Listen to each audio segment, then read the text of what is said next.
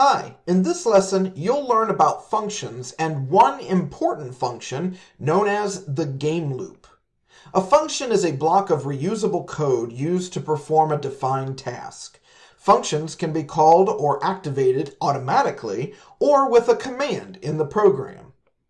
This graphic shows the basic structure and flow of a game program.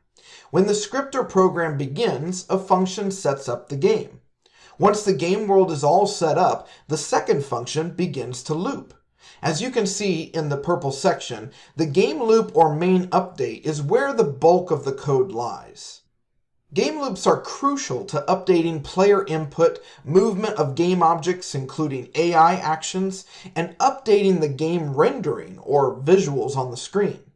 Within the game loop code, you may find collision systems, physics engines, and action triggers or event handlers. A lot definitely goes on in the game loop. In fact, many large commercial games have multiple game loops, all running different types of updates throughout the gameplay. Finally, when a player exits a game, sometimes there's a special function that cleans up any loose ends and terminates the game. Let's take a deeper look at two primary functions in a game. When the game starts, there's usually an initialization function that's called. This function is often named init, or start. It's a function that runs at the start of the script. It's often used to define the game objects needed for the script and set up their starting positions or values. Next, we have the game loop. This function is often named main or update. It's a function that runs automatically every frame, typically 30 frames per second. The game loop or update function checks for player interactions and game world updates. Taking another look at our basic game program structure, we can clearly see where these functions fall within the gameplay. Unity scripts use start and update as the functions that control these two main parts of the structure. Remember that the start function is called once, whereas the update function is called repeatedly every frame. But what about the termination function in our program structure? The Unity game engine takes care of that process for us, and there often isn't a need for a termination function in Unity scripts. These two additional game program functions aren't often used in Unity scripts, but it's important to recognize them, as some game engines require these functions. Some game engines require a separate render or draw function. This function draws the game world and objects after updates are made every frame. This function's code is sometimes included in the game loop or update function, like you'll find in Unity scripts.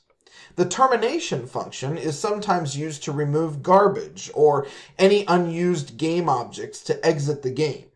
It's usually an optional function, as many game engines now have a built-in garbage collector. Let's take a look again at our Unity script boilerplate.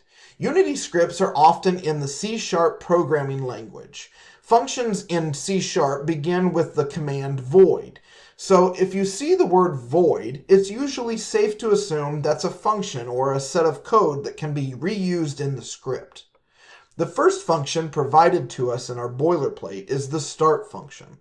Any code between the two curly brackets will run at the start of this script.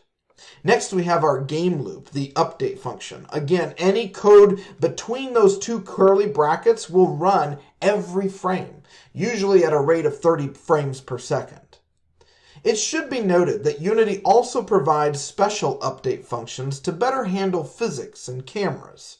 For example, the fixed update function applies physics updates after all other updates for a smoother, more accurate effect.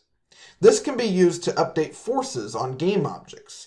You won't use special update functions in this course, but know that they exist, and more information about how they're used can be found in the Unity documentation. Now that you know more about the game loop and functions, it's time for you to try out the start and update functions in some Unity scripts.